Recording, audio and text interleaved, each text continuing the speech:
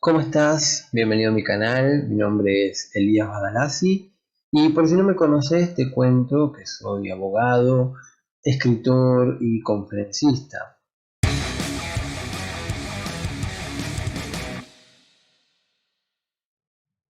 Si es la primera vez que me ves, te cuento que soy uno de los escritores de un libro muy conocido en el año 2019-2020 que se llama El Nuevo Genocidio. Es un libro que he escrito junto con cuatro prestigiosos autores y que ha recorrido el país. Ya hemos hecho varias presentaciones en diferentes provincias y a la fecha la primera edición está totalmente agotada. También soy escritor de manera independiente. He escrito un libro por mi cuenta llamado Poder de lo Alto, Consecuencias en la Tierra, que es una novela futurista, cristiana, está enfocada en personajes cristianos y está sobre todo desarrollada para atrapar a los jóvenes, a la juventud, a las nuevas generaciones. La intención es poder darles una herramienta de lectura totalmente diferente a lo que se ofrece hoy en día para que los chicos lean. Y realmente es muy bueno, es muy interesante, pero bueno, no vengo a hablar de esto particularmente en este video. De lo que queremos hablar es obviamente lo que ves acá atrás mío, de este congreso que se celebró en Chaco, que lo hizo la MEM y la MAGE, que son las mesas evangélicas unificadas en este caso, para organizar este evento, un congreso de educación sexual integral con base científica y valores en Chaco, el cual ha sido fuertemente criticado, fuertemente cuestionado y hasta, por ejemplo, Amnistía Internacional intentó impedirlo, el INADI también intervino pidiendo explicaciones al ministro de Educación de la provincia sobre por qué permitió de que este evento se concrete, y luego el ministro de Educación salió a dar aclaraciones paupérrimas porque, por ejemplo, citan algo que yo no dije en el Congreso y que es muy triste y muy llamativo. Pero entre otras cosas, a ver, realmente lo que citan es un chiste porque yo había redactado un material para brindarle a los docentes con normativa y con base científica. Yo soy doctor, pero como abogado, normativa y base científica, lo repito, y dentro de eso tenemos declaraciones del Colegio Americano de Pediatras donde hablaban de, por ejemplo, solo por mencionar, un manual de psiquiatría conocido como el estudio DSM-5 o DSM-B, que hablaba específicamente de los trastornos de la personalidad y los trastornos de la identidad. Y dentro de ellos lo que hablaba es del género, porque existen también trastornos vinculados con disforia de género y otras cosas. Ahora, esto es ciencia. Esto realmente, desde que ha salido toda la cuestión vinculada con ideología de género, los psiquiatras y los psicólogos se tienen que atajar mucho porque ya no pueden utilizar los manuales que antes tranquilamente utilizaban. Pero esto es ciencia, esto no es algo oscurantismo ni nada por el estilo. Y por otro lado, yo fui a hablar de leyes de las cuales ninguna me han podido refutar hasta el momento. Ahora, ¿qué es lo que más ha circulado? Bueno, este cuestionamiento que hace el Ministerio de Salud de frases que yo no he dicho en el Congreso. Es triste, realmente es triste, pero que sí yo había incorporado en un material que le di a los docentes. Pero en el Congreso no se habló, y como el ministro de Educación no fue y personal del Ministerio de Educación tampoco fueron al Congreso, no saben qué dijimos. Simplemente se agarran y se atajan de lo que les dicen los demás. Y es triste, realmente lo vuelvo a decir, es muy apenante, da vergüenza. Pero bueno, ¿cuál es la cuestión? He podido conseguir mi participación, y todo el mundo la está pidiendo, porque esto se transmitió en vivo, pero después no se guardaron los videos. Bueno, yo he podido conseguir, y quiero compartírselos para que lo vean, para que lo analicen. En más de una oportunidad yo hice referencia a que iba a hablar desde el respeto y no me iba a posicionar en ninguna postura, más allá de que yo soy promotor de la objeción de conciencia. Y lo dije, yo dije, ¿para qué me llamaron? ¿Para qué me hicieron venir a un evento para hablar de la ESI si yo estoy constantemente ofreciendo la objeción para que no la den? Bueno, en fin, Lo que quise fue ser respetuoso, hablar desde el derecho respecto de lo que me tocaba en cuanto a base científica, hablar de la base científica, por ejemplo, citar un manual de psiquiatría, no estoy haciendo disparates, pero bueno, en fin, sabemos de que hay intereses económicos contrapuestos con la verdad absoluta, acá quieren que todo sea verdad relativa, y por eso, bueno, hay algunos que responden a diferentes intereses y tienen que salir a andar haciendo aclaraciones como ocurrió ahora. Por lo demás, yo agradezco a la provincia por haberme recibido, me encantó la provincia, me encantó, soy sincero, me encantó Resistencia. El propio Resistencia me ha declarado como distinguido visitante y esto es impresionante, nunca me había pasado. Miren que yo he recorrido muchas provincias dando conferencias, dando exposiciones, presentando mis libros, pero nunca me había pasado. Bueno, esta vez Chaco me declaró Resistencia, me decretó como distinguido visitante. Y realmente lo agradezco mucho, me quedé encantado con esa ciudad, me quedé enamorado de muchas cosas de allá, conozco gente de allá, me han recibido muy bien, me han tratado muy bien, y estoy agradecido también, porque no con el gobierno que me invitó, porque este es un congreso avalado por el gobierno, así que estoy agradecido. Pero bueno, una lamentable excepción ocurre con el caso del ministro de Educación. Cosas que pasan, sí, no se pueden tener todas las cosas buenas y siempre pasa de que nos encontramos con alguien así en el camino. Así que bueno, está bien, también entendámoslo, no lo ataquemos tanto. Él responde a ciertos intereses y bueno, no le queda otra. Pero me da pena que no haya podido ir a ver el Congreso, que él mismo ratificó después del aval del gobierno, porque si él hubiera ido, hubiera entendido que yo no dije lo que después salieron a decir que yo dije. Y es triste, y es lamentable, por eso digo, es una declaración paupérrima, me da vergüenza ajena estar en su ministerio, pero bueno, son cosas que pasan, ya está. Vuelvo a decir, cuando tenés que comer, bueno, hay algunos que tienen ciertos valores, pero también pueden tener otros. Listo. Bueno, sin más, les comparto de lo que fue mi exposición en el Congreso. Les mando un abrazo muy grande, Dios los bendiga, saben que me pueden contactar cuando quieran, saben que me pueden contratar para poder ir a cualquier otra provincia a exponer, siempre y cuando después no me anden echando ni nada por el estilo, pero saben que nosotros vamos a enfrentar todas estas realidades con verdades absolutas, no relativas. Así que bueno, a veces las verdades absolutas duelen, pero es la verdad y la verdad nos hace libres. Así que eso es todo, sin más, gente, les mando un abrazo muy grande y acá tienen la exposición. Abrazo enorme. Bueno, y esta mañana nos preparamos para recibir al tercer expositor. Es oriundo de la ciudad de de la ciudad autónoma de Buenos Aires, es abogado, egresado de la UBA, expositor y conferencista, escritor del Sistema Argentino de Información Jurídica, así como de las editoriales IJ Editores, Thomson Reuters y revistas varias.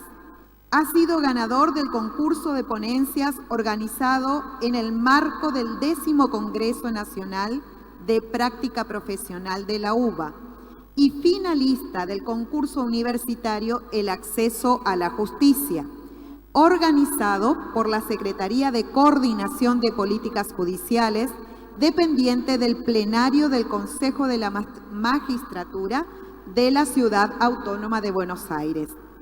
En el año 2018 expuso en el Congreso de la Nación como experto invitado en la reunión plenaria de las Comisiones de Salud, de Justicia y Asuntos Penales y Asuntos Constitucionales. Además, es escritor independiente y lleva 2 libros propios publicados y distribuidos alrededor de todo el país. Actualmente está colaborando como coescritor para un nuevo libro junto con otros autores. Su nombre, Elías Badalasi. Lo recibimos con un fuerte aplauso, con más fuerza. Bienvenido.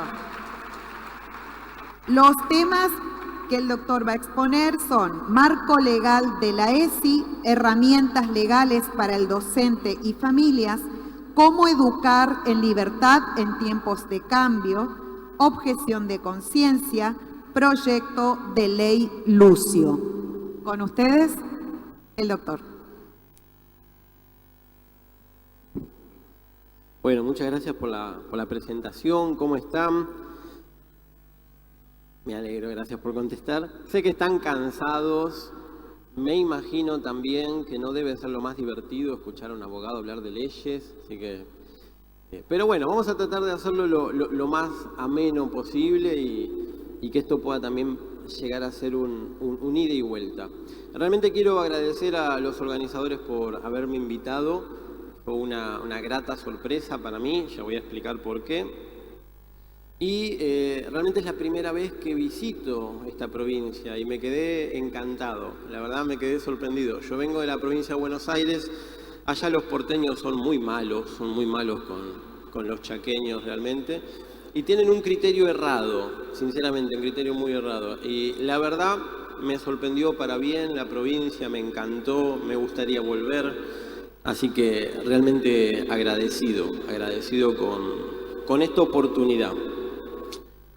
Lo que me llamó la atención de por qué me llamaron, yo no sé si ustedes, quizás alguno de ustedes me conozca, pero seguramente no todos, pero por lo cual yo me fui haciendo conocido en esta materia, en esta temática, es por ser un promotor de la objeción de conciencia docente.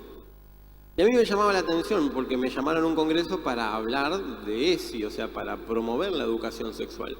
Entonces yo decía, ¿por qué será que me llaman a mí? Porque encima charlando con colegas y demás, hay un montón de abogados realmente muy bien capacitados, muchos están acá, que pudieran venir a hablar respecto de todo esto. Pero me gustó el detalle, me gustó de que hayan convocado a alguien que durante un muy buen tiempo estuvo defendiendo como abogado a aquellas personas que no querían enseñar ESI.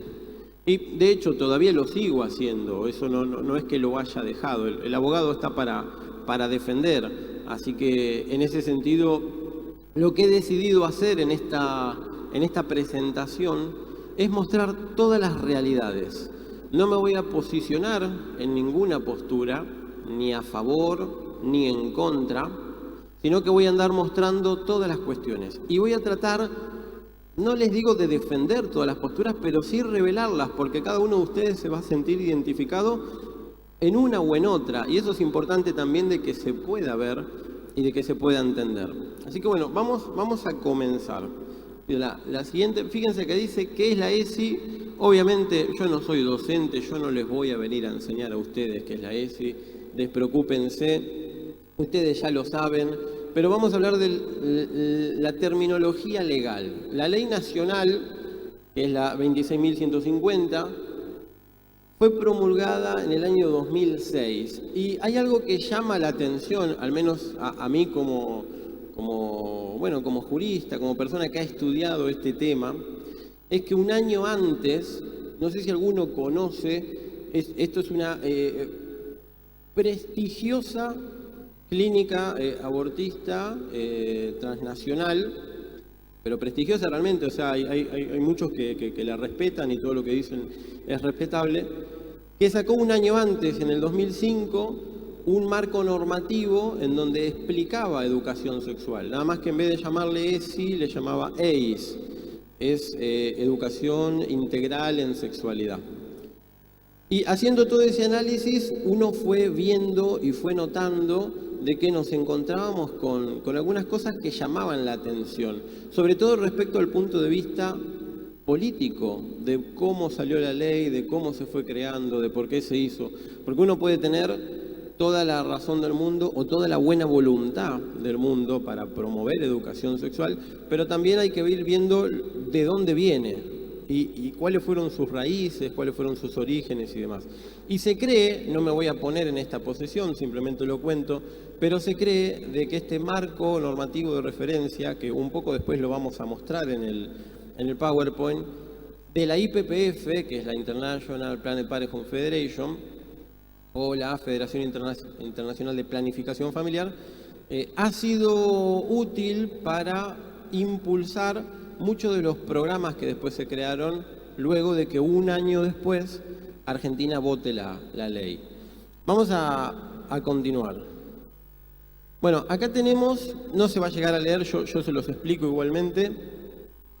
Tenemos la explicación de lo que es educación sexual integral basada en el pensamiento de Fundación Huésped.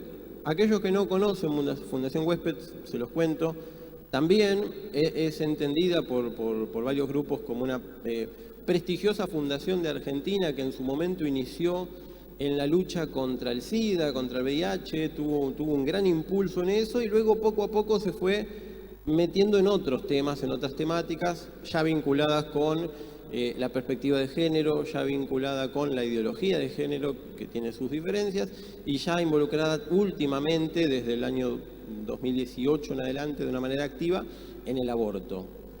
Quizás ustedes conocieron Fundación Huésped ya más por esa cuestión, pero bueno, Fundación Huésped es una fundación de varios años que ha trabajado muchas temáticas y se ha involucrado en el tema de la educación sexual. Según Fundación Huésped, la educación sexual es un derecho humano y lo fundamenta y lo basa. Hay otras posiciones también que hablan de que es un derecho humano, pero mayormente se escucha a este tipo de instituciones que quizás tienen mayor renombre. Ahora, partamos de la base de que entonces nos encontramos con que la ESI es un derecho, es una ley y también es reconocida por instituciones de gran reconocimiento como un derecho humano. Vamos a continuar. Siguiente imagen. Ahora, yo les quiero plantear las diferentes situaciones que nos vamos a ir encontrando en lo demás que voy a ir demostrando.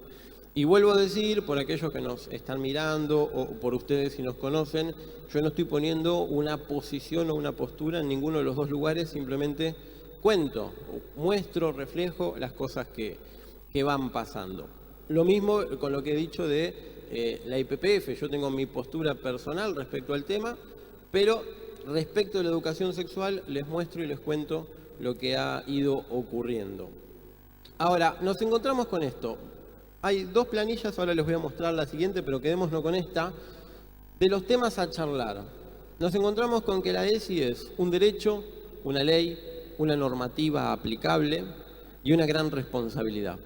Gran responsabilidad en base a los padres en primer lugar, pero también a todo el cuerpo docente. Y nos encontramos un poco con lo que ya hemos visto. Es reconocida como un derecho humano, por ejemplo, se puede citar a Fundación Huésped.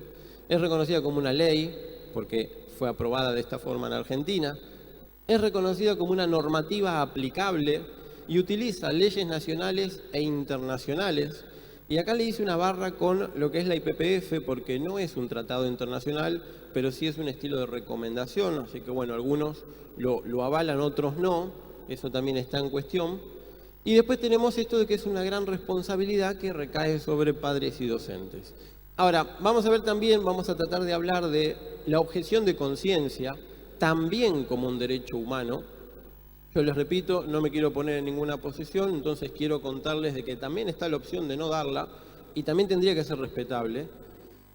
Y nos encontramos con que también, según tratados internacionales, es un derecho humano que después va a empezar a entrar en conflicto con otro derecho humano. Pero ahí nos encontramos. Y tenemos el conflicto de normas. Y después tenemos la afectación grave a la moral y la conciencia de las personas, que es lo que puede llegar a motivar una objeción. Ahora, dentro del punto práctico, nos encontramos, no sé si ustedes lo llegan a leer, pero bueno, padres que no quieren que le enseñen ESI a sus hijos, no quieren que les enseñen a sus hijos sobre sexualidad. Después nos encontramos con la posición de padres que no quieren que le enseñen a sus hijos sobre ideologías, que un poco se habló hoy. Padres que no quieren que se enseñe ESI, padres que quieren que se enseñe ESI, pero con valores, eso también es otra de las posiciones. Un poco este congreso está basado en eso, base científica y valores. Pero estoy mostrando todas las realidades. Docentes que no quieren enseñar sobre sexualidad, también pudiera llegar a pasar. Quizás sean los menos, tal vez, quizás no se animen a levantar la mano o a decirlo, pero puede pasar y también son voces que tienen que ser oídas. Después nos encontramos con docentes que no quieren enseñar sobre ideologías o perspectivas, lo cual me parece lógico. Acá hay 3.000 personas que han venido justamente para fundarse y basarse en ciencia y en conocimiento. Después tenemos docentes que sí quieren enseñar sobre todo esto y más, que son los que mayormente están en otro tipo de congresos, que también tendría que ser respetable, así que vamos a mencionarlos. Y después tenemos padres que quieren enseñar ESI, pero con valores, específicamente, que era también lo que seguramente muchos de ustedes han venido a ver, más allá del cuerpo docente. Vamos a la siguiente imagen. Seguimos con esto: un derecho, una ley, una normativa aplicable, una gran responsabilidad. Dentro de los derechos humanos en conflicto se ponen 3 sujetos a debate. Y ahí tenemos los derechos humanos de los niños, derecho a aprender, a educarse, a tener conocimiento, a saber. Derecho de los padres, también hay tratados internacionales de derechos humanos que dicen que los padres tienen la última decisión respecto de qué tipo de enseñanza quieren que se le den a sus hijos. También es un derecho humano, sale de tratados de derechos humanos con jerarquía constitucional. Y después tenemos los docentes, que también tienen la responsabilidad de enseñar sobre esto. Y recae con un peso bastante fuerte, porque ustedes son los más criticados respecto de esto. Si lo enseñan de una forma, si lo enseñan de otra, siempre van a ser cuestionados. Entonces, esto es importante también para que lo puedan tener en cuenta y para que ustedes se puedan defender y estar tranquilos. Luego nos encontramos con las obligaciones legales, por ejemplo, las prerrogativas que tiene el Estado Nacional y las provincias. Después tenemos la normativa aplicable que utilizamos, la Constitución Nacional, los tratados internacionales, los consejos que envía la IPPF o algún otro tipo de institución internacional, los alcances de una normativa nacional en cada provincia, los poderes no delegados. Ya vamos a profundizar sobre esto. Acá simplemente estoy mostrando los temas, para aburrirlos nada más. Después tenemos conflicto de normas, y acá tenemos de nuevo lo mismo. Posiciones encontradas que tenemos que tener en cuenta a la hora de tratar esta cuestión. Hijos contra padres, padres contra docentes, nación contra provincia, leyes locales contra tratados internacionales, y ahí hay una cuestión de jerarquía.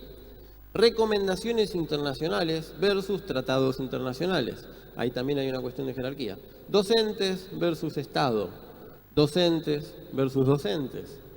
Derechos humanos versus derechos humanos, y el peligro de la discriminación. Por eso es necesario que se escuchen a todas las miradas, que se vean todas las posturas y todas las decisiones, porque algo que ya vamos a ir adentrándonos es que no podemos discriminar a ninguna de ellas y tienen que escucharse todas las voces. Ahora, vuelvo a decir, tamaña tarea la del docente, porque en un aula con 20, 30 alumnos se encuentra con realidades diferentes en cada uno de los chicos que ve. Y tiene que saber cómo tratarlo, cómo afrontarlo, si ponerse en una posición o no ponerse y cómo trabajarlo. Vamos a la siguiente. Esto es el marco, después yo los invito a buscarlo por internet, va a ser más fácil encontrarlo. Si ponen en Google marco de referencia de la IPPF sobre la EIS o sobre la ESI, lo van a encontrar. Es un marco que salió en el año 2005, tenía un proyecto de ser difundido entre los estados entre el año 2005 al año 2015. En el medio de esos años, varios estados de Latinoamérica sacaron la ley de ESI, de ahí es donde vamos encontrando la vinculación, el impulso político e internacional para que esto se haga de esa forma, y muchas cosas más. Vamos a la siguiente. Para aquellos que no conocen quién es la International Planned Parenthood Federation, bueno, es una promotora del aborto, es una promotora en realidad de la planificación familiar, pero hoy en día, en estos últimos años, se ha basado en dar a entender como educación que planificación familiar es igual a aborto, y ha trabajado mucho sobre eso, ha abierto clínicas abortistas alrededor de todo el mundo, y bueno, en Argentina se metió con mucho peso desde el 2018 en adelante. La Planned Parenthood en el año 1973 dijo una frase, que acá la ven contemplada, y es: la única forma de llegar al aborto libre en los países católicos es mediante una intensa educación sexual. Y esto también es interesante para tenerlo en cuenta, porque si se quiere enseñar ese, se va a tener que enseñar por fuera de todo este tipo de recomendaciones, porque si no vamos a recaer en cosas que no vienen inspiradas en buena forma. Ahora, vamos a continuar. Marco, acá decía, marco de la IPPF, lo pueden buscar, fíjense que dice aumentar el acceso a una educación integral en sexualidad, esto de la EIS que le decía, no la ESI, orientada a la juventud y sensible al tema de género. Fíjense, antes de que la ley en Argentina haya salido, ya había un impulso internacional en que se trate la materia de género. Vamos a seguir. Dentro del marco, después lo pueden buscar, habla de, por ejemplo, dice, nuestro enfoque incluye un énfasis en la expresión sexual, la realización sexual y el placer. Fíjense de que acá no están hablando de abstinencia, como yo he visto que se ha mencionado acá, o cuidarse y demás, o saber de que hay que saber diferenciar entre lo que es un simple roce, un trato o ya un abuso. Acá están incorporando dentro de la enseñanza placer, al menos esto es la recomendación internacional. Eso para que ustedes lo vean. Vamos a la siguiente. Por ejemplo, acá sigue diciendo salud sexual y reproductiva, ya lo habrán escuchado en Argentina eso, y que tienen derecho a tomar sus propias decisiones al respecto. Bueno, esto también es importante porque, ya lo vamos a ir viendo más adelante, tenemos toda la cuestión vinculada con la maduración de los niños y a qué edad son capaces de tomar decisiones. Muchas veces los chicos se equivocan cuando toman decisiones, cuando se les permite tomar decisiones desde tan chicos. Y la responsabilidad de los padres hoy en día, lo que antes se le llamaba la patria potestad, que eso desde el 2015 dejó de existir, si alguno no lo sabe, se lo cuento ahora, 2015 se derogó el Código Civil que hablaba de patria potestad, ahora se creó un nuevo Código Civil y Comercial que habla de responsabilidad parental. Y la responsabilidad parental lo que apunta a que los padres tengan menos derechos y los chicos tengan más derechos, tengan más reconocimiento, que los padres tengan menos derechos y que tengan a la vez más obligaciones por sobre sus hijos. Entonces tenemos toda una cuestión compleja, porque ustedes como docentes lo tienen que enfrentar a esto, y yo sé que la gran mayoría de ustedes también son padres. Ahora, vamos a la siguiente. Acá nos encontramos con la incitación a la pornografía, propia dentro de la recomendación de la IPPF. Habla de, es necesario recuperar parte del lenguaje utilizado por la industria del sexo. ¿Qué sería la industria del sexo? Me imagino la pornografía. Dice, comercial, vamos a leerlo de vuelta. En especial, es necesario recuperar parte del lenguaje utilizado por la industria del sexo comercial para poder representar el sexo seguro como divertido y placentero. Recomendaciones internacionales. Por eso, repito, si estamos dando un congreso sobre valores, hay que tener cuidado sobre qué se utiliza, sobre qué se enseña. Vamos a la siguiente. Dice, la IPPF cree que los tabúes sexuales, que son resultado de la cultura y la religión, no son barreras insuperables para cumplir el alcance de la educación en sexualidad. Ya hemos hablado un poco de tabúes. Tabúes pueden ser muchísimas cosas. Tabúes dentro de lo sexual pudiera llegar a ser, en este ejemplo, la pedofilia. Tabú sexual podría llegar a ser el incesto y diferentes cosas bastante complicadas para poder hablar hoy en día. Pero podríamos llegar a concluir que esos son ejemplos de tabúes sexuales. Hay más, pero podríamos concluir que esos son ejemplos. Bueno, la IPPF cree que los tabúes sexuales, que son resultado de la cultura y la religión. Yo sé que acá esto es un congreso que no tiene intenciones de hablar de religión y me parece muy bien que así se haga porque vamos a hablar de base científica y valores, pero es entendible de que estamos en una provincia y en un país que es mayoritariamente católico, de fe creyente. Esta provincia particularmente tiene muchos evangélicos. Hay que tener en cuenta de que la cultura y la religión es propia del lugar. Y acá la IPPF le está echando la culpa a la cultura y a la religión propia del lugar como barreras que no son insuperables, que no son directamente insuperables, para ir metiendo poco a poco tabúes sexuales. ¿Se entiende la cuestión? O sea, esto es un insulto a la cultura de cada provincia, esto es un insulto a la religión de cada provincia. Es necesario que esto también se tome en cuenta. Vamos a la siguiente. Acá es donde empieza a surgir este tipo de movimientos que yo he asesorado en su momento, como por ejemplo con Mis hijos no te metas.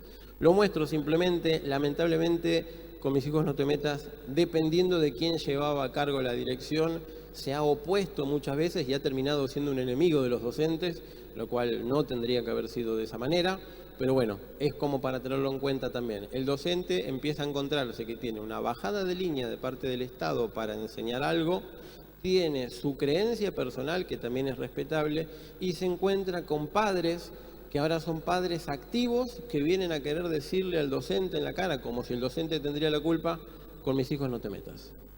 Y ahí tenemos que ver qué hacer. Es importante saber cómo reaccionar, cómo poder defenderse, cómo poder explicarle a los padres y demás. Vamos a la imagen siguiente. Bien, acá tenemos, ya nos vamos introduciendo, ya los expositores antes estuvieron hablando, los que me precedieron, sobre la ideología de género, y es necesario poder marcar esa diferencia. Porque si vamos a enseñar, y digo vamos porque, bueno, me incorporo, digamos, dentro de ustedes, si vamos a enseñar sobre educación sexual con valores, indudablemente tiene que estar la ideología de género fuera. No tenemos que perder de vista de que tampoco podemos discriminar a ningún tipo de minoría, no podemos discriminar absolutamente a nadie que piense diferente, perfecto. Pero la ideología de género pura y concreta tiene que ser eliminada si se va a enseñar con valores. Vamos a continuar. Ahora, ¿qué es la ideología de género? Hay definiciones más concretas, hay un politólogo llamado Agustín Laje que da una definición exacta, después los invito a buscarlo, a leer sus libros. Pero más o menos podríamos decirlo de esta forma. Sin importar el sexo con el que uno haya nacido, si un chico quiere ser mujer, puede serlo. Si una chica quiere ser varón, puede serlo. Y si no quiere tener ningún sexo, puede no tenerlos por su simple deseo. Y esto abre un abanico de posibilidades en donde, bueno, nos encontramos con lo que antes eran los travestis, después nos encontramos con los transexuales, con los asexuales, con los transgéneros, y encontramos una división ya entre sexo y género, que también hay cuestiones vinculadas a la enseñanza, también para la ESI con eso, y realmente cada vez se va abriendo mucho más. Hoy en día creo que hay más de 220 tipos de géneros distintos a la hora de enseñar. Cada vez se va abriendo mucho más todo esto, y es un tanto complicado para el docente poder enfrentar esta realidad, que es una realidad que le golpea la cara y que existe. Entonces, vamos a ver, esta ideología muy defendida hoy en el posmodernismo, ya han hablado del posmodernismo muy bien, con Zygmunt Bauman y otros referentes, conlleva que en algunos países no se discuta solamente el género, sino que también se discuta la edad, como el ejemplo que dieron de Canadá, un hombre que se cree niña, o la especie y demás. Y voy a mostrar solamente una imagen, la pasamos, que es la siguiente. Esto es un ejemplo real, se hizo un documental, esto pasó en Noruega, una chica que se cree gato directamente. Y si bien a algunos les puede resultar un tanto gracioso, esto es una realidad. O sea, esto pasa, para esa chica no es gracioso, para el Estado que le tuvo que autorizar la función de ser un gato y le tuvo que avalar diferentes lugares para que ella pasee y demás. Realmente nos vamos encontrando con una realidad que choca a nuestras puertas y que uno tiene que saber qué decir y qué encontrarse, porque así como alguien te puede decir, o yo les puedo decir, me siento mujer, desde ahora me siento mujer. Hay una ley, ya lo vamos a ver, que dice que nadie me puede discriminar, que todos me tienen que reconocer, que me lo tienen que avalar, y de hecho el Estado hasta cierto punto tiene que promover esto. ¿Qué vamos a hacer? Si estamos, en cierta forma, desnaturalizando la concepción del género, poco a poco nos vamos a poder ir encontrando con otras realidades. Vamos a desnaturalizar la concepción de la edad, vamos a desnaturalizar la concepción de la vida, cosa que ya ha ido pasando en Argentina en estos últimos años. Vamos a ir desnaturalizando un montón de realidades, entre ellas la especie, simplemente como para dar este ejemplo. Vamos a la imagen siguiente. Bien, acá tenemos lo que yo les mencionaba, la ley 26.743. Esto es una ley que salió después de la ESI, en el año 2012, la ley llamada de identidad de género, y es una ley que ahora les voy a pedir que pasen la imagen siguiente, porque esta no se llega a leer bien. Fíjense que salió sancionada en mayo del 2012, fue promulgada el mismo año, se llama Identidad de Género, y va explicando las diferentes cosas. Dice artículo 1, derecho a la identidad de género, toda persona tiene derecho al reconocimiento de su identidad, al libre desarrollo de su persona, a ser tratada de acuerdo con su identidad de género, a ser identificada de ese modo y demás. Definición, dice, se entiende por identidad de género la vivencia interna e individual. Esperen que lo voy a buscar, así lo leo completo desde acá. Después lo pueden buscar igualmente ustedes en su celular. Dice, se entiende por identidad de género la vivencia interna e individual del género tal como cada persona la siente, la cual puede corresponder o no con el sexo asignado al momento del nacimiento, incluyendo la vivencia personal del cuerpo. Esto puede involucrar la modificación de la apariencia o la función corporal a través de medios farmacológicos, quirúrgicos o de otra índole, siempre que ello sea libremente escogido. También incluye a otras expresiones de género, como la vestimenta, el modo de hablar y los modales. Bueno, todo eso dice el artículo 2 de esta ley, y la ley es bastante extensa y bastante dura respecto al trato hacia las personas que tengan este tipo de disforia de género. Lo decía la ciencia en su momento, después fueron callando a la ciencia y dijeron no digas así. Bueno, identidad de género. Pero nos encontramos con una realidad que es incontrastable y que choca con la enseñanza de la ESI, si se quiere hablar de valores, porque esto también es ley. O sea, cuando vienen y te dicen, la ESI hay que enseñarla porque es una ley, esto también es ley. Es igual, es exactamente, tiene la misma jerarquía. Entonces, ¿qué hacemos? ¿La enseñamos? ¿No la enseñamos? ¿Vamos en contra de la ley? ¿Qué hacemos como docentes también? Ahí es donde empieza a surgir toda la cuestión de la objeción de conciencia, donde personas que dicen, yo quiero enseñar la ESI, pero no quiero enseñar esto. Y es respetable realmente, porque la objeción de conciencia es cada persona siente en su interior que no puede hacerlo.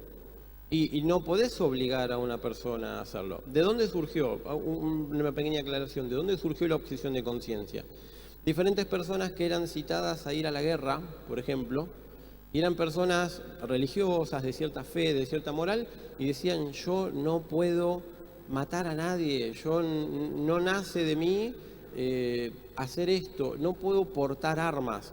Se ha ido a juicio en relación a eso. Argentina tiene varios fallos, la Corte Europea tiene varios fallos, Estados Unidos tiene fallos, y todos fueron fallando a favor de la persona, porque dicen, no podemos obligarla a hacer algo que vaya en contra de su conciencia.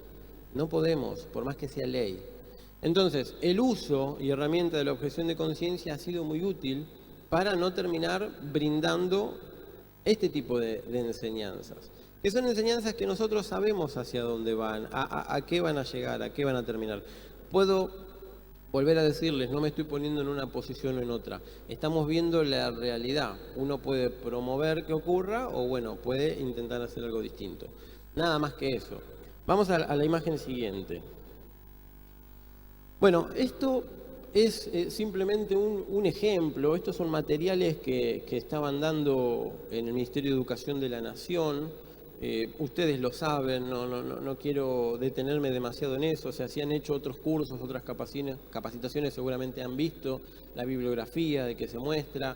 Muchas veces aquellos que dan los cursos muestran esto y lo citan, pero solo por mencionar, simplemente, dentro de la bibliografía complementaria tenemos ejemplos de títulos vinculados con teorías de género.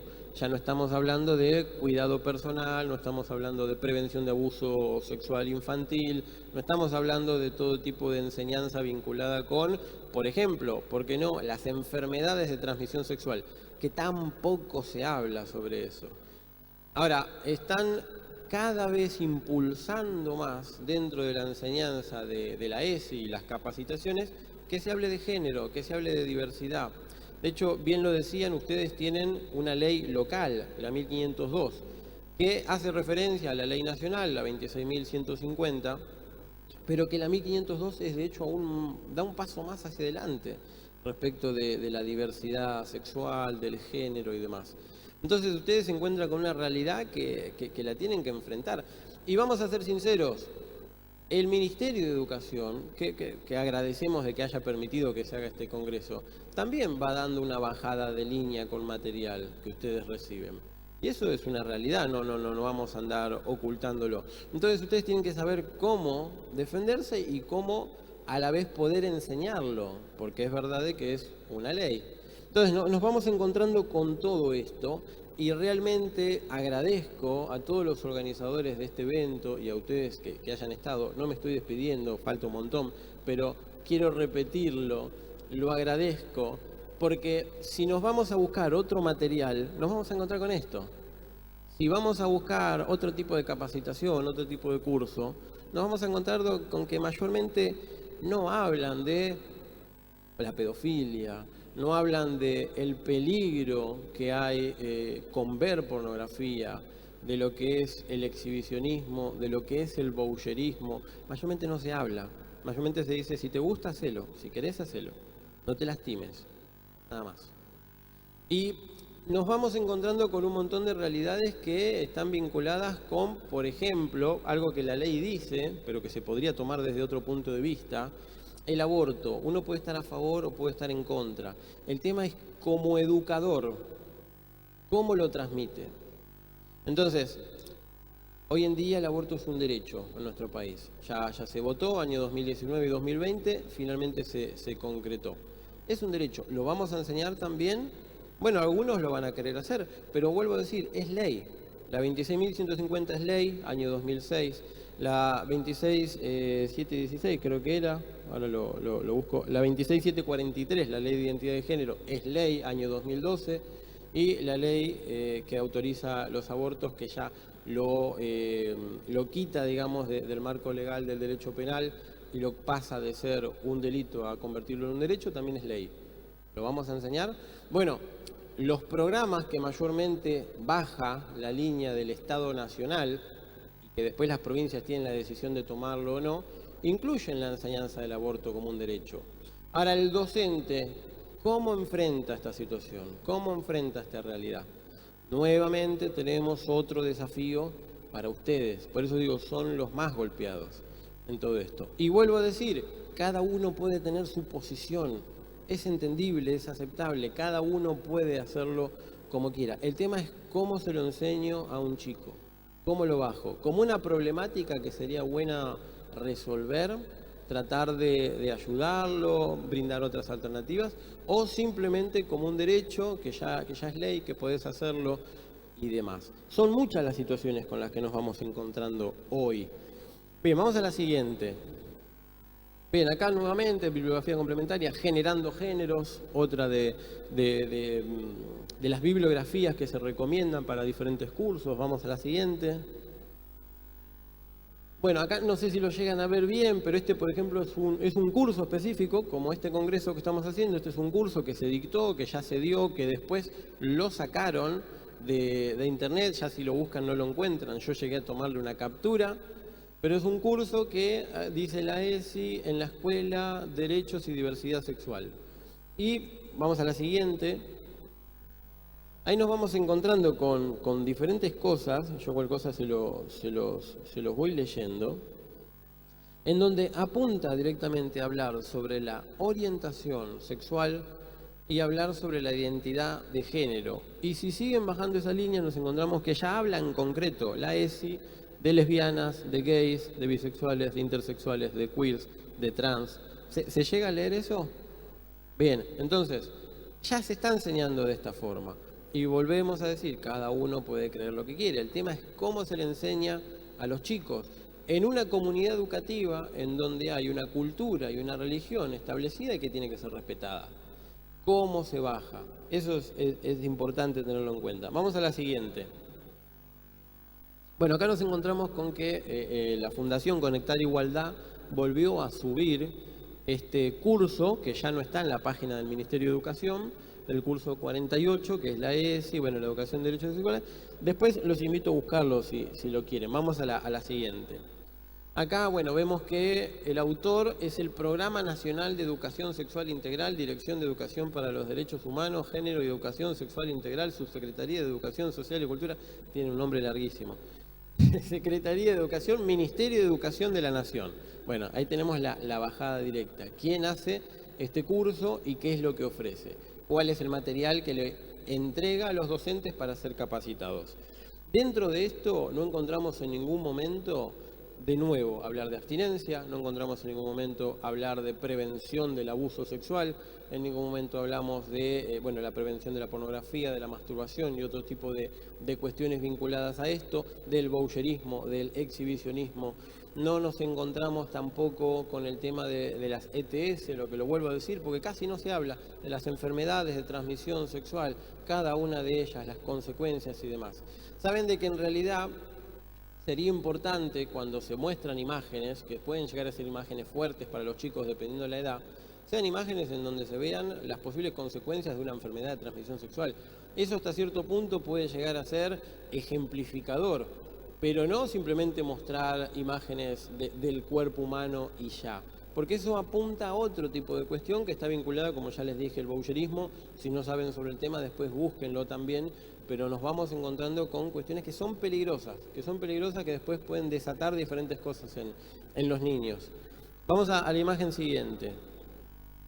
Bueno, unidad 2 dice el sexo y el género en cuestión, la heteronormatividad, el cisexismo, la intersexualidad, la orientación sexual, el derecho a la identidad de género, ley de matrimonio igualitario, ley de identidad de género, la importancia de los principios de Yogyakarta y las referencias del acrónimo LGBTIQ+. Estos son los 220 géneros que les decía que existen. Bueno, todo esto está en la ESI hoy en día. Dependiendo del curso que hagan es lo que van a recibir. Vamos a la imagen siguiente. Esto pasa en la provincia de Buenos Aires. Yo nací en la provincia de Buenos Aires, después viví gran parte y trabajé mucho tiempo en la ciudad de Buenos Aires. Allá tenemos una diferencia entre provincia y ciudad, es lo mismo, pero bueno. Y en la provincia, el gobernador crea 20 centros de hormonización para trans y aclaran en la noticia propia de la agencia de prensa del Ministerio de Salud que uno iba a ser para niños. Entonces acá ya nos encontramos no simplemente con vos podés ser quien vos quieras ser, que bueno, pasa, se enseña lamentablemente. No solamente es eso, sino que vamos de los hechos a la práctica. Vos podés ser quien vos quieras ser y si estás en contra del cuerpo que tenés, ahí tenés un centro de salud en donde te van a inyectar hormonas. Y dependiendo de tu edad, quizás ni siquiera sea necesario que le cuentes a tus padres. Nos vamos encontrando con esa realidad. Y es una realidad incontrastable, es algo que nos choca y que tenemos que saber cómo enfrentarlo. Vamos a la imagen que sigue. Bien, acá tenemos, esto sí, si lo llegan a poder ver bien, les recomiendo que le saquen una foto. Estos son derechos y obligaciones, son leyes, son citas, son artículos específicos en donde le otorgan diferentes derechos, prerrogativas y responsabilidades, tanto al Estado como a la sociedad, a los padres, a los niños y a los docentes. Acá nos encontramos, por ejemplo, artículo 30 de la Declaración Americana de los Derechos y Deberes del Hombre. Esta Declaración Americana tiene jerarquía constitucional. Para el que no lo sabe, en el año 1994 se reforma la Constitución Nacional. Cuando se reforma la Constitución se incorporan toda una lista de tratados internacionales que son los que tienen jerarquía supraconstitucional o al menos tienen la misma tipo de jerarquía, supralegal, ahí quería decirlo. Y esta jerarquía supralegal lo que quiere decir es que esos tratados están por encima de cualquier ley. Entonces acá también nos encontramos con otra realidad. Yo he conocido, he visto, he escuchado otros capacitadores que dicen, al papá no lo tenés que escuchar porque la ESI es una ley y se tiene que cumplir, y punto. Ahora, hay algo que se enseña en Derecho, en los primeros años de Derecho, que se llama se llama pirámide de Kelsen. Me iba a meter en otra cuestión. Pirámide de Kelsen. La pirámide de Kelsen, muy conocida, muy entendida dentro de los abogados, es básicamente la forma en la cual uno va haciendo la jerarquía de normas. Y mientras la norma esté más arriba de la pirámide, va a estar por encima de las demás, tiene que ser respetada por encima de las otras. Desde el año 1994 en Argentina, en la pirámide de Kelsen, en referencia a nuestro país, arriba de todo está la Constitución Nacional en conjunto con los tratados internacionales que menciona la Constitución Nacional en el artículo 75, inciso 22. Eso es lo más importante, es absolutamente lo más importante. Por debajo de ello pueden haber leyes nacionales, pueden haber leyes provinciales, y cada vez nos vamos encontrando con diferentes cosas. En el medio de eso, entre leyes nacionales y la Constitución, también tenemos tratados internacionales que no sean los que están mencionados en la Constitución y demás. Muy fuera de eso tenemos recomendaciones internacionales y otro tipo de cuestión. Después, si quieren, lo buscan, lo investigan, lo van viendo. Ahora, ¿por qué les aclaro esto?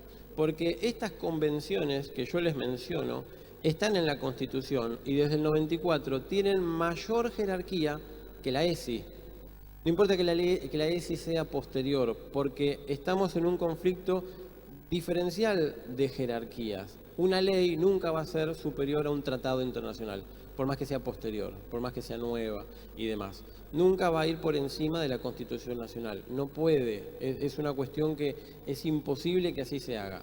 Entonces, nos encontramos con que, por ejemplo, el artículo 30 de la Declaración Americana de Derechos y Deberes del Hombre dice: toda persona tiene el deber de asistir, alimentar, educar y amparar a sus hijos menores de edad.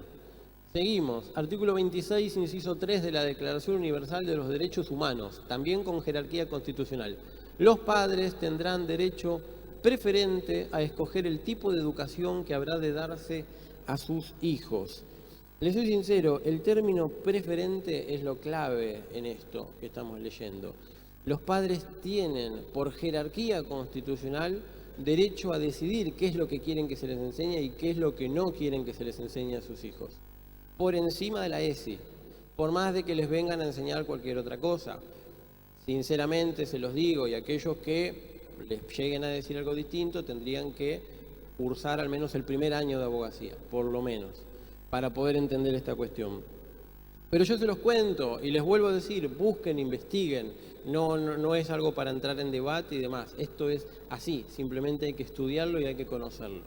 Ahora, nos encontramos con que los padres tienen el derecho preferente a escoger el tipo de educación que habrá de darse a sus hijos. Y si seguimos leyendo artículo 13, inciso 3 del Pacto Internacional de Derechos Económicos, Sociales y Culturales, fíjense que ya estamos mencionando 3 tratados internacionales distintos, dice los Estados partes en el presente pacto se comprometen a respetar la libertad de los padres. Lo voy a volver a leer, porque ustedes también como docentes tienen la obligación, en cierta forma son el brazo del Estado para poder cumplir con estas leyes. Y acá la obligación sobre el Estado recae y dice, los Estados partes en el presente pacto se comprometen a respetar la libertad de los padres y en su caso de los tutores legales de escoger para sus hijos o pupilos escuelas distintas de las creadas por las autoridades públicas, siempre que aquellas satisfagan las normas mínimas que el Estado prescriba o apruebe en materia de enseñanza, y fíjense esto, y de hacer que sus hijos o pupilos reciban la educación religiosa o moral que esté de acuerdo con sus propias convicciones. Esto lo dice la normativa internacional, superior a la ESI, superior a la ley de identidad de género, superior a la ley de aborto de hoy en día, superior a los programas que les baja de línea el Ministerio de Educación Nacional, por ejemplo, como para que lo tengan en cuenta, superior a una ley provincial también, sí. Son tratados internacionales. Y es necesario que esto se tenga en cuenta porque tanto cuestiones vinculadas con educación religiosa o vinculadas con educación moral, los padres tienen el derecho preferente sobre lo que quieren que se dé. Y tienen que estar de acuerdo con sus propias convicciones. Por eso el artículo 5 y el artículo 9 de la 26.150, que es la ley de ESI, habla de esto de la comunidad educativa, de poder incorporar a los padres en la toma de las decisiones de lo que se va a enseñar. ¿Se hace, no se hace? Bueno, muchas veces depende del directivo a cargo, pero realmente se tiene que respetar el ideario institucional. Muchas veces no pasa, pero se tiene que respetar porque la propia ley lo dice de esa forma. Y ahí es donde entra en armonía con los tratados internacionales, en donde no es que una cosa pisa a la otra, sino de que se tiene que hacer todo en conjunto. Otro ejemplo, artículo 18, inciso cuarto del Pacto Internacional de Derechos Civiles y Políticos. Dice, los Estados partes en el presente pacto se comprometen a respetar la libertad de los padres y en su caso de los tutores legales para garantizar que los hijos reciban la educación religiosa y moral que esté de acuerdo con sus propias convicciones. Prácticamente es lo mismo que dice el otro tratado internacional. Vamos a la imagen siguiente. Acá también, si quieren sacarle alguna foto, se los recomiendo, después si no lo buscan. Artículo 12, inciso cuarto de la Convención Americana sobre Derechos Humanos. Esta convención también es conocida en Argentina como Pacto de San José de Costa Rica. Eso es un término que no es legal, pero la verdad que ha trascendido. ¿Por qué le llamaron así? Bueno, porque fue una convención de derechos humanos que se firmó a modo de pacto entre los estados en un lugar llamado San José, que estaba en Costa Rica. Entonces, bueno, era el Pacto de San José de Costa Rica. Pero el término legal es Convención Americana sobre Derechos Humanos. Dice este artículo, los padres y en su caso los tutores tienen el derecho a que sus hijos o pupilos reciban la educación religiosa y moral que esté de acuerdo con sus propias convicciones. Nuevamente volvemos al punto de vista de que a nivel internacional, y como Argentina ha decidido en el 94 incorporar y darle jerarquía a su constitución, esto no está en discusión. No hay absolutamente ningún tratado internacional que choque contra esto. Lo que luego vienen y les quieren decir y les quieren enseñar de que hay una convención nueva que salió, que hay algo de la UNESCO, que hay algo de lo que sea, o que viene Amnistía Internacional a ofrecer una recomendación, o lo que sea, todo eso no es legal si lo quieren pensar de esa forma. O al menos no es constitucional, no tiene la jerarquía para tirar o echar por tierra esto. Es necesario que lo tengan en cuenta. Ahora, Convención sobre los Derechos del Niño, otro tratado que tiene jerarquía constitucional en la Argentina. Artículo 18. Los Estados partes pondrán el máximo empeño en garantizar el reconocimiento del principio de que ambos padres tienen obligaciones comunes en lo que respecta a la crianza y el desarrollo del niño. Incumbirá a los padres, o en su caso a los representantes legales, la responsabilidad primordial de la crianza. Esto es muy bien porque lo decían, la responsabilidad primaria recae sobre los padres, no sobre los docentes en primer lugar. Dice, la responsabilidad primordial de la crianza y el desarrollo del niño. Su preocupación fundamental será el interés superior del niño. Y el artículo 24 dice, desarrollar la atención sanitaria preventiva, la orientación a los padres y la educación y servicios en materia de planificación de la familia. Acá es donde se mete la IPPF a decir, planificación familiar somos nosotros, déjennos enseñar. No estaba hablando de eso la Convención de los Derechos del Niño. Pero bueno, dice, la educación y servicios en materia de planificación de la familia. Respecto de este inciso, la ley 23.849, que es la que ratifica la Convención Internacional, al aprobar la Convención prescribió considerando esto, que las cuestiones vinculadas con la planificación familiar atañen a los padres de manera indelegable de acuerdo a principios éticos y morales. Interpreta que es obligación de los Estados, en el marco de este artículo, adoptar las medidas apropiadas para la orientación a los padres y la educación para la paternidad responsable. ¿Es claro esto? Vamos a continuar, vamos a la imagen siguiente. Ahora, nos encontramos con una realidad, y es importante mencionarlo, porque estamos en Chaco, estamos en una provincia. Es una provincia que pisa fuerte en esta cuestión, tiene su ley propia, o sea, tiene una gran claridad sobre este tema. Hay algunas cuestiones más que hay que terminar de aclarar, pero realmente tiene una impronta interesante. Nación versus provincia, ¿por qué lo puse así? Porque si vamos a la Constitución de la Nación Argentina, una de las cosas que dice y que es interesante es las provincias conservan todo el poder no delegado por esta Constitución al gobierno federal y el que expresamente se haya reservado por pactos especiales al tiempo de su incorporación. Y el artículo siguiente dice, se dan sus propias instituciones y se rigen por ellas, eligen sus gobernadores, sus legisladores y demás funcionarios de provincia sin intervención del gobierno federal. Y acá lo que yo les aclaro abajo, para que lo pensemos, ahora se los voy a mostrar, es que las provincias tienen poderes no delegados. Ahora los vamos a ver. Vamos a la siguiente. Fíjense acá, artículo 126, si quieren léanlo, vamos a pasarlo rápido para no detenernos mucho, pero acá lo que dice la Constitución Nacional es todas las cosas que las provincias han delegado a la nación para que la nación se haga cargo. Quiero hacer esta aclaración porque es importante tenerla en cuenta. A veces se enseña, a veces no, igualmente ustedes son educadores, seguramente lo saben y lo entienden bien. Todas las provincias preceden a la nación. Las provincias han decidido en su momento unirse y conformar una nación, pero las provincias son preexistentes, son anteriores a que la República Argentina existiera.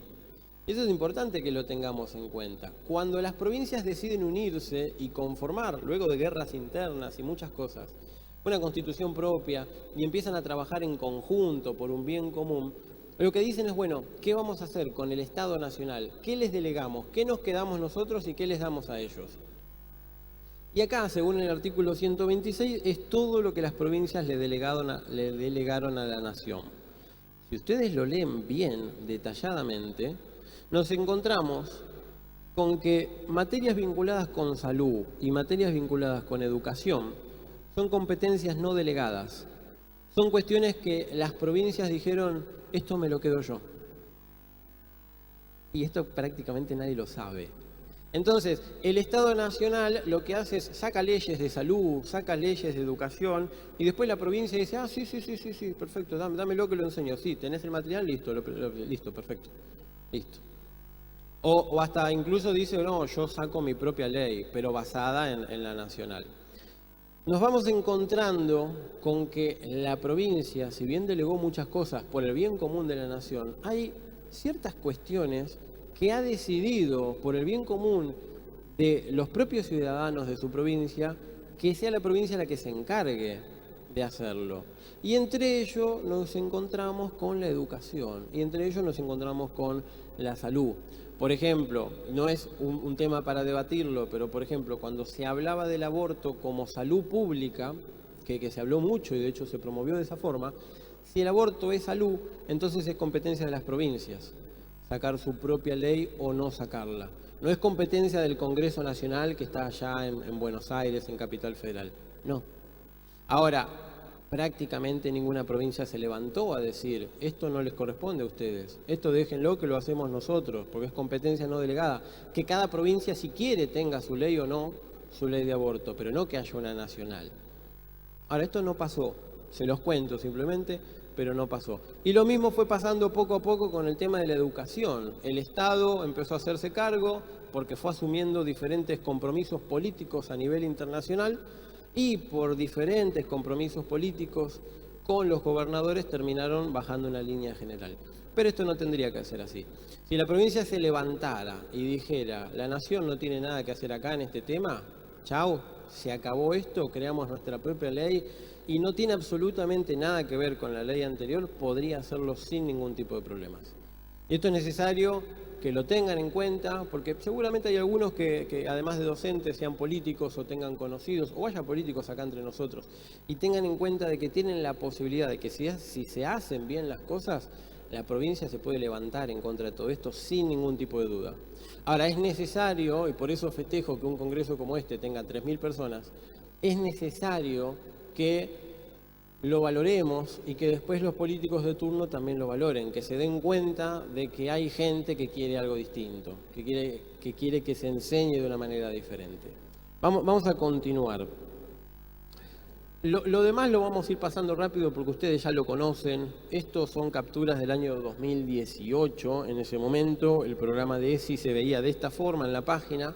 Y hablaba, por ejemplo, en el nivel inicial de ampliar el horizonte social y cultural, que con eso después llevaba a ciertas cuestiones. Vamos a la siguiente. Vamos a ir pasando rápido en lo posible, esta también la pasamos. Bien, acá nos encontramos, por ejemplo, que dentro del nivel inicial, en el 2018 decía, la ESI propicia un uso igualitario del aula y del patio entre varones y mujeres como así también los juegos o juguetes a medida en que consideren que estos no son exclusivamente de varones o exclusivamente de mujeres. También apunta a desnaturalizar, esto es una palabra que hoy en día se empezó a usar mucho, demasiado, apunta a desnaturalizar los modos socioculturales de ser niño y de ser niña para generar desde la infancia modos de participación más democráticos. Yo les soy sincero, yo estudié Derecho, esto no es democracia, o sea, democracia es otra cosa.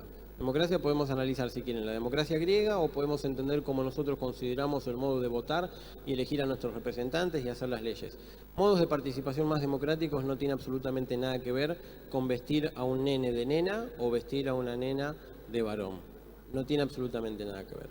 Ahora, así te lo venden, así inició todo esto, después lo fueron modificando, fueron cambiando las cosas, pero poco a poco nos fuimos encontrando con estas realidades en la página del Ministerio de Educación de la Nación y esto es nivel inicial. Vamos a la imagen que sigue. Ahora tenemos nivel primario. Vamos a la que sigue. Ahí en la flechita donde yo les puse dice, en el nivel primario se sistematizan los conocimientos y prácticas que hacen al cuidado de la salud personal, colectiva, incluyendo la salud sexual y reproductiva desde una mirada integral. Acá también la frase suena linda, es bastante interesante, pero es demasiado amplia, abarca muchas cosas y primaria tiene una franja amplia también, en donde hay muy complicadas de enseñar y nos vamos a encontrar con los docentes que van a tener un cuadernillo para explicar, que eso también lo vamos a ir viendo, y que algunos son bastante chocantes dentro de las cosas que se tendrían que enseñar. Fíjense que dice salud sexual y reproductiva, en ningún momento está hablando de lo que les decíamos, abstinencia y demás. Métodos de prevención, por ejemplo, o enfermedades de transmisión sexual y demás. ¿Y por qué lo digo? Porque salud sexual y reproductiva también era algo que venía explicado, que ya lo vimos en el marco de referencia de la IPPF. Si lo recuerdan, ya lo habían mencionado, después fue volcado acá. Vamos a continuar. La siguiente. Propuestas para nivel secundario. Obviamente nivel secundario no nos va a sorprender en nada, porque ya tienen una edad bastante interesante para hablar estos temas. Pero en la última parte dice, les van a enseñar también a dónde concurrir para proteger sus derechos y para obtener los recursos que necesitan a fin de ejercer su sexualidad con responsabilidad y demás. Si bien esto se incorporó en principio diciendo de que iba a ser para explicarles que en un hospital pueden ir a pedir un preservativo, por ejemplo, que vuelvo a decir, ya no enseñan otro tipo de educación.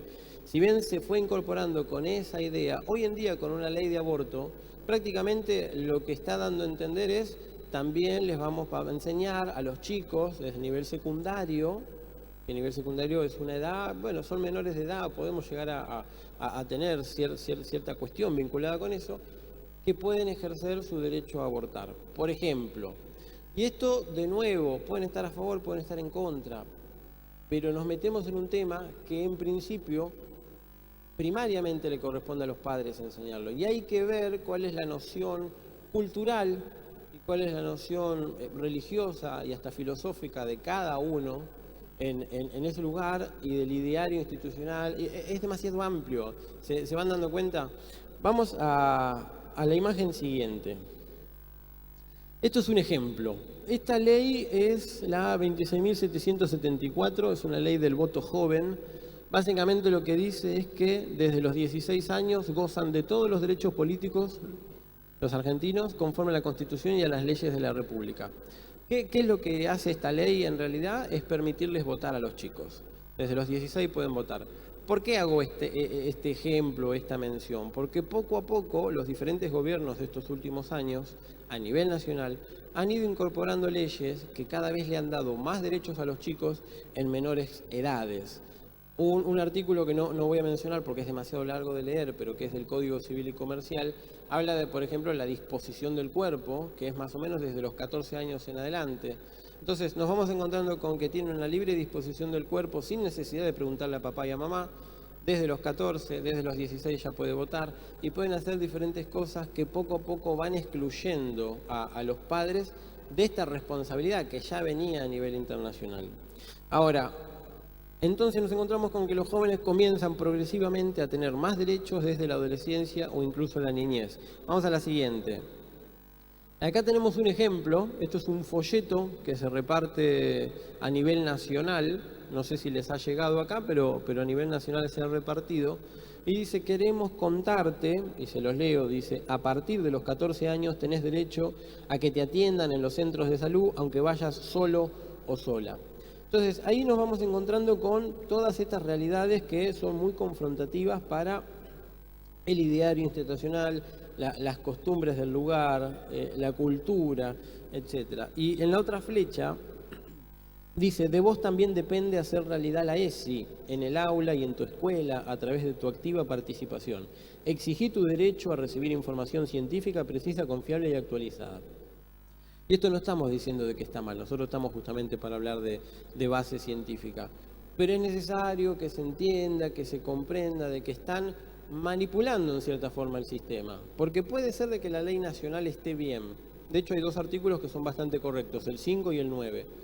Pero todo lo que hacen por arriba y por fuera de esa ley, y por abajo y por los costados, es demasiado peligroso.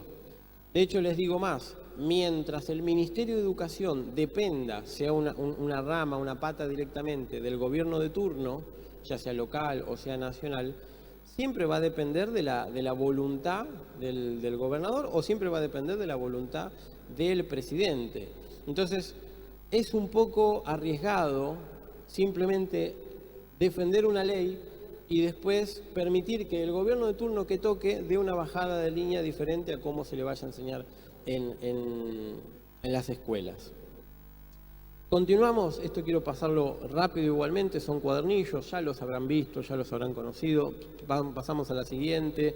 Acá ya tenemos imágenes totalmente expuestas del cuerpo humano, son dibujos, pero poco a poco, esto creo que es nivel inicial, poco a poco van metiendo, incorporando lo que un psicólogo ya ha dicho de que esto es exhibicionismo y están provocando y produciendo el voyeurismo en los chicos a temprana edad.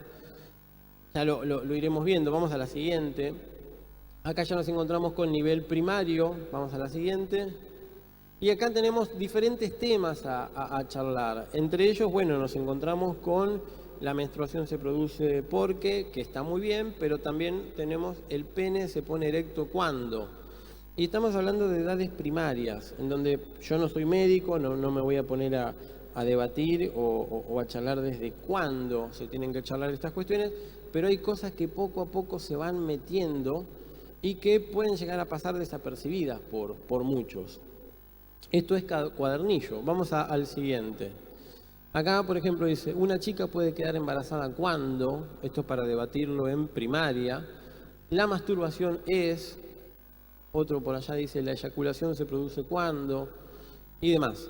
Vamos poco a poco incorporando temas de debate en los chicos a una corta y temprana edad, según el material que se ofrece. Vamos a la siguiente, acá ya estamos nivel secundario, seguimos.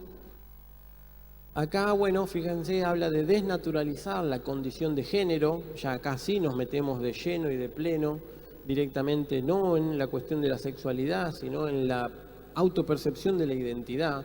Dice, al concebirla como una construcción histórica, en contexto, siempre ligada a relaciones de poder y demás. Bueno, nos vamos encontrando con que poco a poco van metiendo temas género en los cuadernillos también. Vamos a la siguiente. Bueno, acá tenemos cuestionarios que hoy en día ya me han dicho que han cambiado y de hecho preguntan cosas bastante extrañas. Mi sobrino en Ciudad de Buenos Aires me contó de que en un cuestionario de la ESI le preguntaron si fumaba marihuana. Entonces él decía, ¿pero qué tiene que ver con educación sexual integral? Bueno, poco a poco van incluyendo muchas más cosas y esto es mucho más sorpresivo, esto es de hace unos años. Pero ahí dice, la masturbación es exclusiva de los varones, no llegaba a leerlo ahí, es una de las preguntas como para charlar y debatir. La masturbación es exclusiva de los varones y el otro es, el tamaño del pene se relaciona con la virilidad y el placer, para decir verdadero o falso y charlar al respecto. Vamos a la siguiente. Educación sexual integral para charlar en familia. Seguimos. Acá nos encontramos con imágenes demasiado fuertes.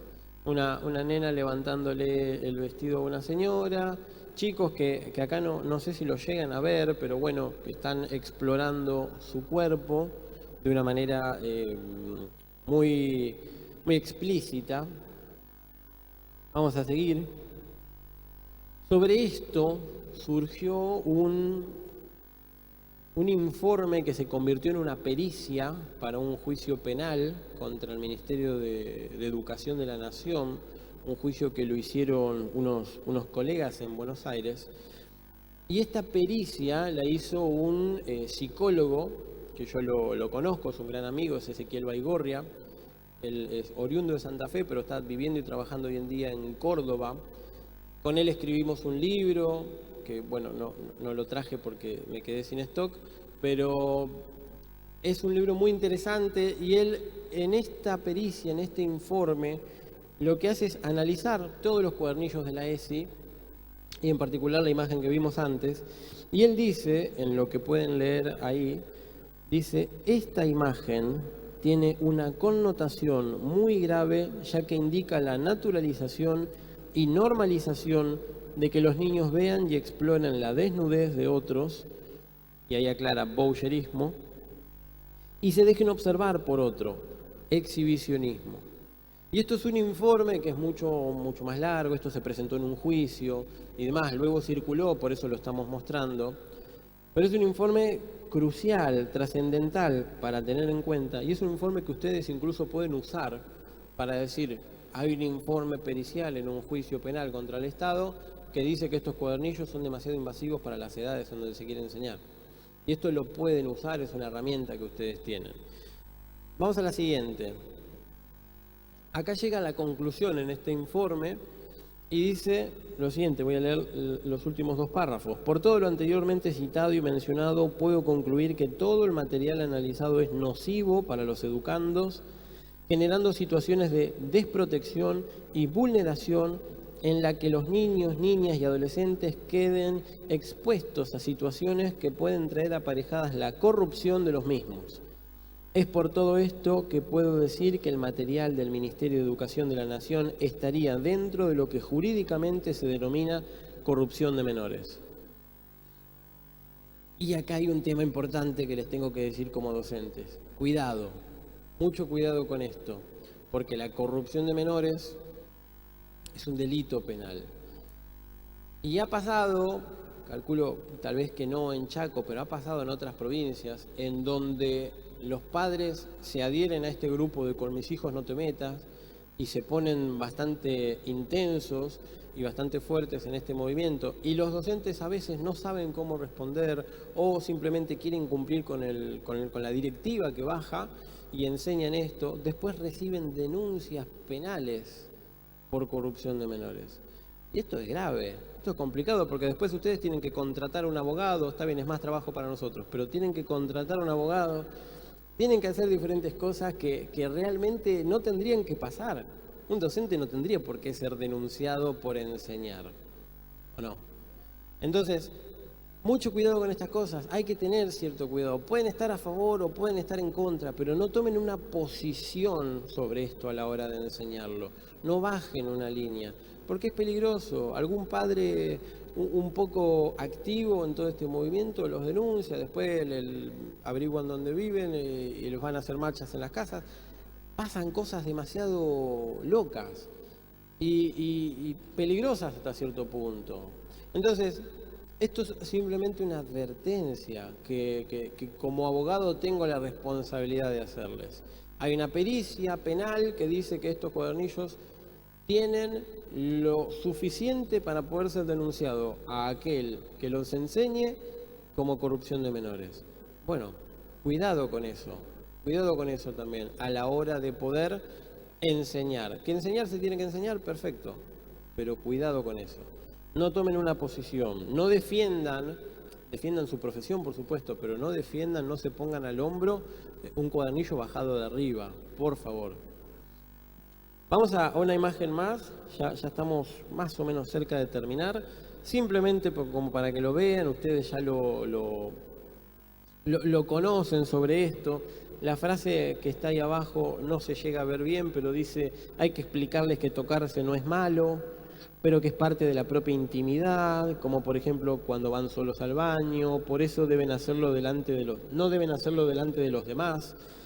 Y también hay que decirles que no lo hagan todo el tiempo porque pueden irritarse la zona genital y demás. Acá básicamente les están diciendo que masturbarse está bien, sin importar lo que opinan los padres, sin importar nada directamente. Vamos a la imagen siguiente. Bueno, ahí lo decía un poco más en grande. Vamos a seguir a la que sigue. Acá habla concretamente de la masturbación. Vamos a seguir a la que sigue. Y acá nos encontramos con esta realidad. Hay algunos que dicen, ideología de género es esto, no es nada malo, son chicos felices, todos desnudos, tomándose de la mano. Pero si empezamos a ver en concreto un poco más a detalle, no es mi intención motivarlos a ver los genitales de los dibujitos, pero se van a encontrar de que hay nenas con vulva y hay nenes con vulva, directamente. Y hay nenas con pene y hay nenes con pene. Poco a poco esto se está naturalizando, poco a poco esto se está metiendo, pero vuelvo a decirlo, es ley. Lo vamos a enseñar, cómo lo vamos a impartir, cómo vamos a hacer. Vamos a continuar con la siguiente. Por otro lado tenemos el otro grupo, por eso yo dije no quiero tomar una posición, quiero mostrar. Otro grupo dice esto es ideología de género y destruye la familia, no vamos a enseñarlo, no podemos permitirlo. Bueno, ¿qué hacemos con estas realidades que se encuentran? Y te pido la siguiente. Acá nos vamos a encontrar con una ley que es sumamente importante y con esto prácticamente podríamos cerrar, aunque me queda un poquito más, pero ya podríamos cerrar, que es la ley antidiscriminación, una ley nacional. Esto también les recomiendo que se lo anoten. Es una ley muy importante porque esta los puede proteger a ustedes y puede proteger también a sus educandos. Acá nos encontramos con la ley antidiscriminación que dice te protege cuando no podés ejercer tus derechos por motivo de raza, condición social, género, opiniones políticas, religión y demás. La ley es la 23.592. Vamos a la imagen siguiente. Ahí dice, ¿qué puedo hacer si soy discriminado? Bueno, si te discriminan puedes hacer la denuncia para que la persona que te discriminó deje de hacerlo y para que cobres una indemnización por el daño y demás. ¿Puede ir a prisión la persona que discrimina a otra? Sí, puede ir a prisión, ahí están los motivos. Y después dice, ¿qué pasa si alguien comete un delito por discriminación? Y dice, la pena es más grave que otros delitos. Bueno, ¿por qué les estoy contando esto? Porque es necesario de que si ustedes tienen una conciencia que quieren que se respete, y vienen a pisotearles esa conciencia, ustedes les tienen que decir, vos me estás discriminando. Lo mismo que a veces nos vienen a decir a nosotros por tener una opinión diferente con algunas realidades que ocurren en Argentina, bueno, nosotros tenemos la misma herramienta. Todos los docentes tienen la misma herramienta. Yo tengo esta moral, tengo esta ética, tengo estos valores, tengo esta base científica que quiero que se respete, tengo esta conciencia, no puedo hacerlo. Si vos me obligás a hacer esto, entonces me estás discriminando. Y te voy a denunciar por estar discriminándome. Y voy a denunciar a todos los que tenga que denunciar. Eso es importante que lo tengan en cuenta, es una herramienta muy fuerte y muy importante para que ustedes defiendan su profesión y defiendan su trabajo. Ustedes quieren enseñar con valores, háganlo y sepan que tienen herramientas para poder hacerlo. Vamos a una imagen más. Actos discriminatorios, ese es el nombre técnico de la ley, que es la 23.592, y bueno, básicamente dice quien arbitrariamente obstruya, impide, restrinja o de modo alguno menoscabe el pleno ejercicio sobre bases igualitarias de los derechos y garantías fundamentales reconocidos en la Constitución, será obligado a pedido del damnificado a dejar sin efecto el acto discriminatorio o a cesar en su realización y a reparar el daño moral y material ocasionados. Si a ustedes los apartan de su puesto de trabajo por enseñar con valores, pueden invocar esta ley para que les devuelvan el puesto de trabajo, para que les devuelvan el lugar. Esto es importante, repito, que lo tengan en cuenta. Y por último, esto sí es de verdad, nos encontramos con lo que nos enfrentamos en el día a día, yo como abogado, ustedes como docentes, que es a los papás, a los que se mueven, que ellos también tienen su propia concepción de la realidad y que también tiene que ser respetada. Ellos también nos pueden denunciar por discriminación. Entonces es necesario de que eso lo tengamos en cuenta porque hay que respetarlo también. Y ahí nos encontramos con diferentes posiciones. Vamos a la imagen siguiente. Todo el grupo que dice mi familia, mis reglas. Bueno, si ellos invocan los tratados internacionales tienen razón. Entonces, ojo con ponernos en una posición de defender la ESI y ponernos en contra de algo que después, si van a juicio, un juez va a avalar lo que diga la ley. Y si dice la pirámide de Kelsen, dice que los tratados internacionales valen más, entonces ustedes estuvieron defendiendo en vano algo que estaba mal. Cuidado con eso también. Vamos a la siguiente. Estos son algunos de los argumentos que a veces también se van a encontrar con los padres religiosos, completamente y estrictamente religiosos, que van a decir: yo no te permito que le enseñes esto a mis hijos porque esto va en contra de la Biblia, va en contra de mi fe. Y eso también lo tienen que tener en cuenta.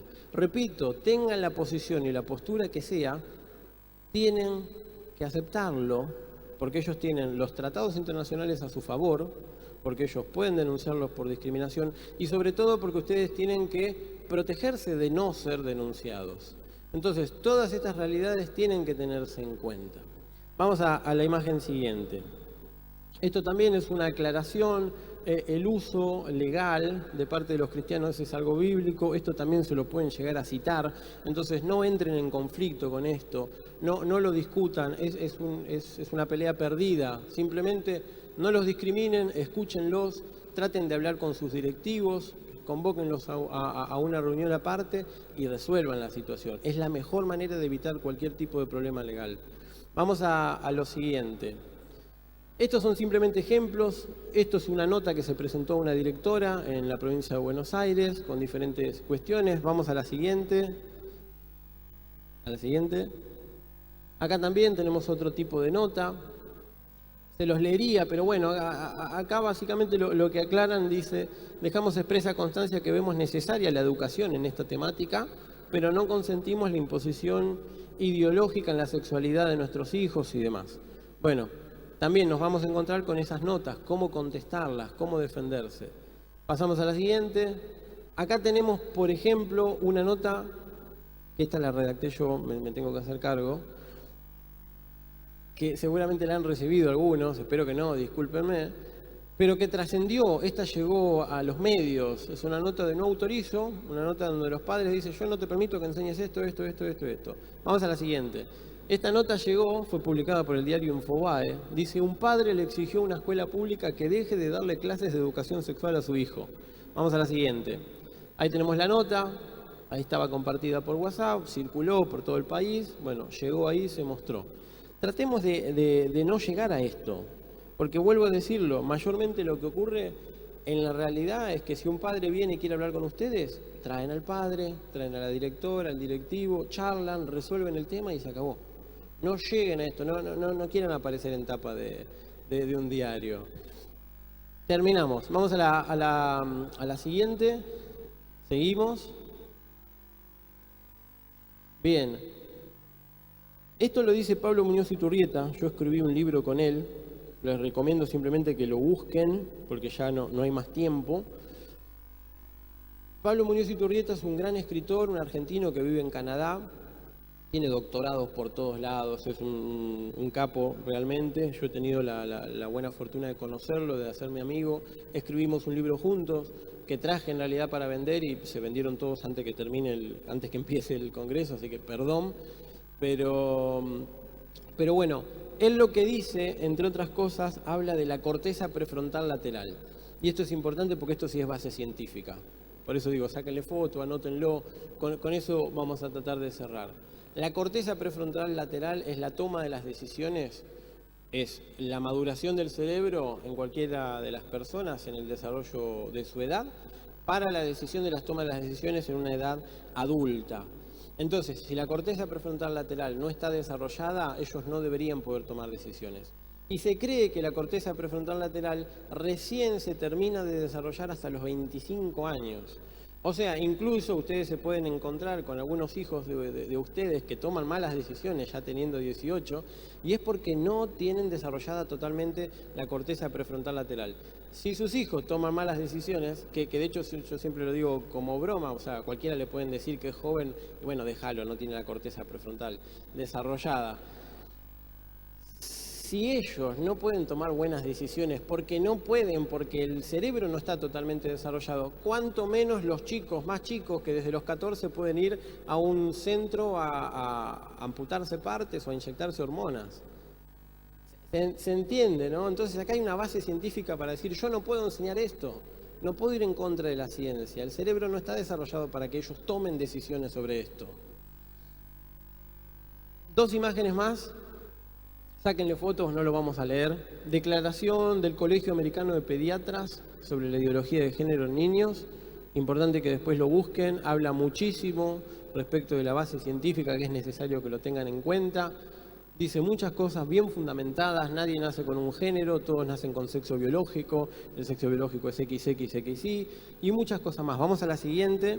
Acá también siguen hablando, habla de la disforia de género, tema muy importante, habla de los problemas que producen los bloqueadores hormonales, o sea, el inyectarse hormonas, las consecuencias que después generan el cuerpo, de los suicidios en las personas que se inyectan hormonas y que después no terminan de estar conformes con cómo les quedó el cuerpo y pasan los años y demás, con muchas cosas más. Vamos a seguir. Esto también sáquenle una foto, esto es la conclusión del Colegio Americano de Pediatras. Dice, condicionar a los niños a creer que es normal estar toda la vida sustituyendo química y quirúrgicamente su propio sexo por el opuesto, constituye un abuso infantil. Y esto lo pueden citar directamente a la hora de poder enseñarlo. Es una base científica del Colegio Americano de Pediatras. Una más. Objeción de conciencia, no podía faltar. Para aquel que aún así, con todo lo que hemos hablado, no quiera enseñar, está en todo su derecho. Este congreso es para poder enseñarlo con valores, por supuesto, pero no podemos excluir a nadie. Si alguno no quiere enseñar, me puede contactar. Tenemos declaraciones juradas de objeción de conciencia en donde ustedes argumentan y explican por qué no quieren enseñar esto y listo, quedan salvados de esto. Sé que la gran mayoría no lo va a hacer, pero está la opción y siempre hay una minoría que lo hace, así que queríamos dejarle esa opción también para que lo tengan en cuenta. Bien, siguiente y terminamos. Listo, muchas gracias.